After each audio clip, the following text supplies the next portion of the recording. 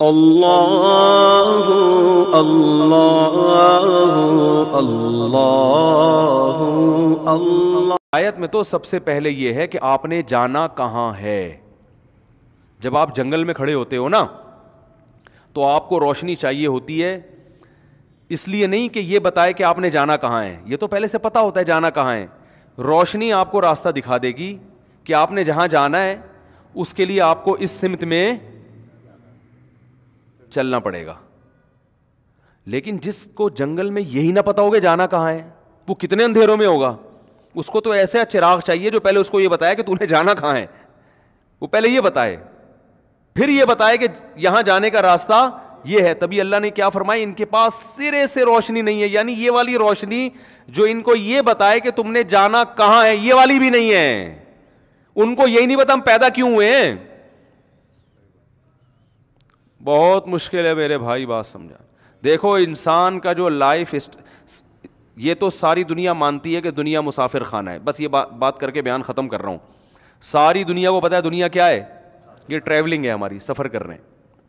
مجھے ایک بات بتاؤ، جب بھی انسان سفر کرتا ہے تو منزل کا تعین پہلے ہوتا ہے نا، اس کو سوچ کے انسان ایک شیڈول بناتا ہے کہ آپ نے جانا ہے پشاور، پھر آپ کہیں گے یار جہاز میں جاؤں، بس میں جاؤں، ٹرین میں جاؤں۔ ٹرین میں جانا ہے تو راستے میں کتنا کھانا رکھنا ہے، رکھنا بھی ہے کہ نہیں رکھنا، کہاں کہاں اسٹیشن پہ گاڑی رکے گی، یہ سب چیزیں پہلے آپ کو پتہ تو ہوگا۔ آپ گھر سے نکل گئے، اب آپ سوراب گوٹ پہ جا کے پوچھ رہے ہیں کون سی بس جائے گی، کس بس میں بیٹھوں۔ اگلا پوچھے گا آپ نے جانا کہاں ہے، کہہ رہے یہ چھوڑو، بس مجھے بتاؤ کس بس میں بیٹھوں۔ تو وہ کہے گا بھائی اگر بس ہی کو انجوائے کرنا ہے نا، آپ نے خود بس کے جھولے ہی مقصود ہیں تو ایئر کنڈیشن بس میں بیٹھ جاؤ آپ۔ تو چونکہ آپ کا مقصد ہی بس کے سفر کو انجوائے کرنا ہے، تو پھر آپ کو اس سے بحث کی کہ کوئٹہ جا رہی ہے یا پشاور والے کراچی آ رہے ہیں۔ ان دنوں میں جب کراچی کے حالات کیا چل رہے تھے، خراب، تو بس ہی اگر مقصود بنا لو گے تو پھر تو میرے بھائی پھر ایک الگ چیز ہے۔ تو گورے نے بس کو مقصود بنایا ہوا ہے، یعنی وہ کہتے ہیں کہ اس بس میں سفر کرو جس کی سیٹیں اچھی ہوں اور ایئر کنڈیشن بس ہو۔ جا کہاں رہی ہے آپ کی زندگی، جا کس سمت میں رہی ہے، چھوڑو یار وہ تو مر جاؤ گے، ختم ہو جائے گا سب کچھ، سمت ومت کیا ہوتا ہے۔ تو لہٰذا وہ کہتے ہیں پیسہ، جیسے سفر میں انسان کو سہولتیں چاہیے نا۔ ارے ٹرین میں آپ چڑھ کے بیٹھ گئے، پتہ نہیں جا کہاں رہی ہے، وہ آپ نے کہا چھوڑو جا کہاں رہی ہے، وہ آپ نے ٹکٹ چیکر پوچھ رہا ہے بھائی تجھے کہاں کا ٹکٹ لا کے دوں میں، تو نے تو ٹکٹ نہیں لیا، بتا دے میں تیرے لیے ارینج کر دیتا ہوں۔ تو جانا کہاں ہے، کہ چھوڑ یار جانا کہاں ہے، تو یہ بتا لسی ٹائم پہ ملے گی، چائے ٹائم پہ ملے گی، اے سی چل رہا ہے ٹرین کا۔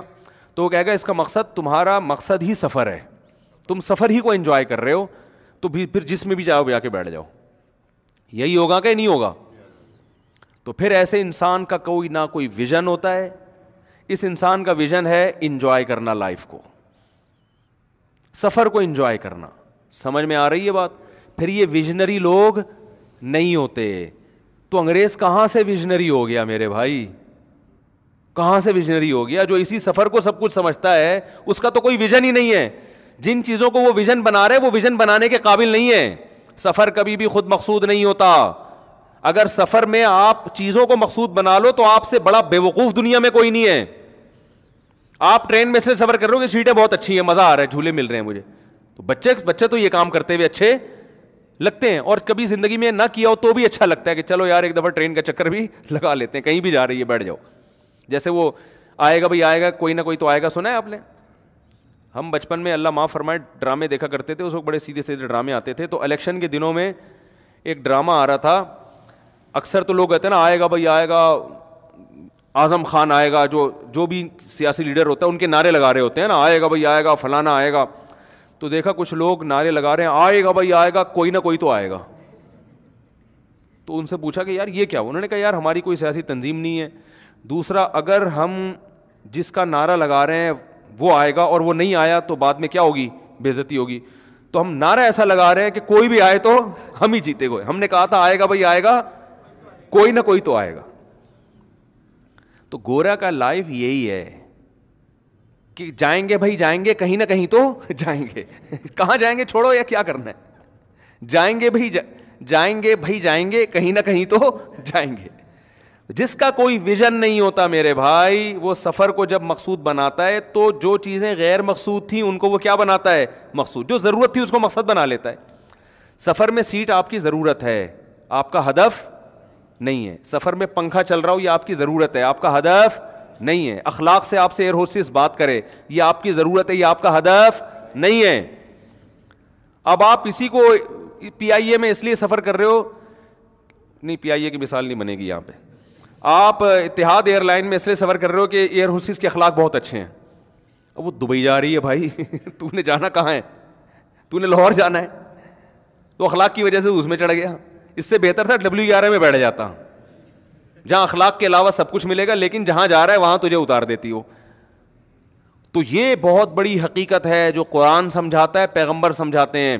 دیکھو انگریز کتنی ترقی کر لے, لوگ بہت مرتے ہیں یار, اتنا کچھ کر لیا, مرے گا تو نہ, جائے گا تو مٹی میں.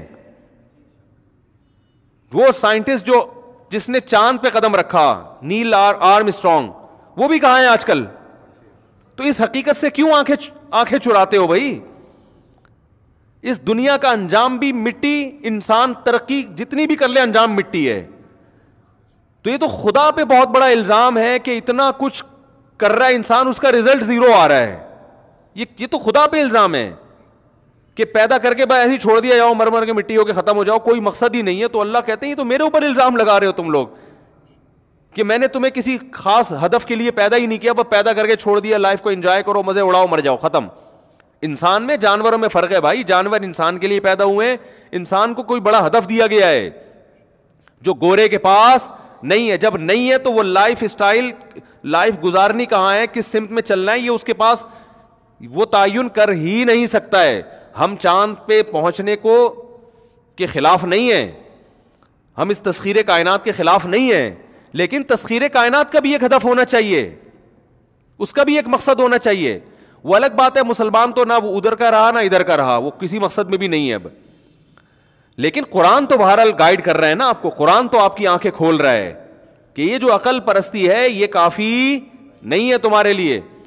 تو جب اس کے پاس بیچارے کے پاس ہدف ہی نہیں ہے, اور یہ گوروں نے خود اعتراف کیا ہے کہ آپ جب بھی زندگی کا ویژن بناتے ہیں, جب بھی آپ اپنی کوئی پلاننگ کرتے ہیں نا کہ میں نے لائف کیسے گزارنی ہے, تو ہمیشہ اس ہدف کو سامنے رکھ کے پلاننگ کی جاتی ہے.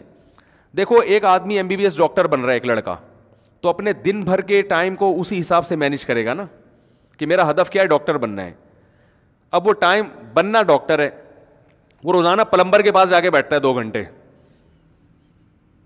تو لوگ کہیں گے تو پہلے یہ طے تو کر تو نے ڈاکٹر بننا ہے یا پلمبر بننا ہے, کہیں گے نا ڈاکٹر بننا ہے. تو آپ کی ساری ایکٹیویٹیز پھر اسی حساب سے ہونا شروع ہو جائیں گی, اس میں کھانا بھی آئے گا, پینا بھی آئے گا, وہ ضرورت ہے آپ کی. بھائی آپ پلمبر بنو یا ڈاکٹر بنو, کھانا پراٹھے تو سب کھائیں گے اس میں. اب یہاں بھی یہی ہے میرے بھائی, ترقی تو سب نے کرنی ہے, تو انسان کی نیچر ہے, چاند پہ بھی جائے گا, خلاؤں کو بھی مسخر کرے گا, لیکن یہ ہدف تھوڑی ہے. خلائیں بھی مسخر ہوں گی, میڈیکل سائنس میں بھی ترقی کرے گا, یہ سب ہماری ضرورت ہے بھائی. دنیا میں رہنا ہے تو دنیا تو مادی اسباب کے بغیر چلتی نہیں ہے. یہ تو ہے کہ جب آپ ڈاکٹر بھی بننا چاہتے ہو تو بھوک کے ٹائم پہ کھانا تو آپ کو بھی کھانا پڑے گا. یہ تو بنیادی مادی ضرورتیں یہ ہر ایک کو پوری کرنی ہے. تو اس میں جب کھانا پڑے گا تو اس کے لوازمات میں سے ہے کہ بھئی کھیتی باڑی بھی کرنی پڑے گی.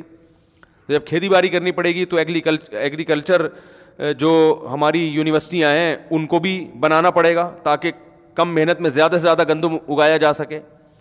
پھر جناب یہ ان شعبوں میں بھی آگے جانا پڑے گا. تو یہ سارے اس کے لوازمات ہیں, مگر ان میں سے کوئی بھی ہمارا ہدف اور مقصد بولو نا نہیں ہے. یہ ساری ضرورتیں ہیں, اور انگریز ان ضرورتوں کو علی وجہ الکمال پورا کر رہا ہے. لیکن اس کے پاس ایک بہت بڑی گمراہی کہ اس کو یہ پتہ ہی نہیں ہے کہ میں دنیا میں آیا کیوں, اللہ نے خود انسان کو بنایا کیوں ہے. اس کے ان کے پاس جواب نہیں ہے. ادھر ادھر کی فالتو قسم کی باتیں وہ کہیں ویسے ہی بنا دیا, اب اتفاق سے بن گئے. تو اتفاق سے تو نہیں ہو سکتا, یہ تو بے وقوفوں والی بات ہے. اتفاق سے 2 اینٹیں اوپر نیچے نہیں رکھی جا سکتی کروڑوں سال میں. آنکھ, کان, ناک, دل, دماغ, جگر, گردے, پھیپھڑے, کلیجی سب اپنی جگہ جا کے ڈارون کے نظریے کے مطابق اتفاق سے بن کے پھیپھڑے بن کے انسان بن کے وجود میں آ گیا. یہ دنیا کا پاگل سے پاگل انسان بھی ایسی بات نہیں کر سکتا. آپ کو پھر اتنے بڑے سائنسدان کیوں کر رہے ہیں؟ خدا کو ڈکشنری سے نکالنے کے لیے کرنی پڑ رہی ہے ان کو یہ بات, کیونکہ خدا کو لائیں گے تو مذہب آئے گا, مذہب آئے گا تو پھر اسلام آئے گا, اسلام آئے گا تو مولوی آئیں گے, انگریز کہے گا, آئنسٹائن کہے گا یار مولانا لوگوں کی بات میں سنوں, ہے بھائی. کیونکہ جب ایک چیز لاؤ گے نا تو پھر باقی چیزیں بھی خود بخود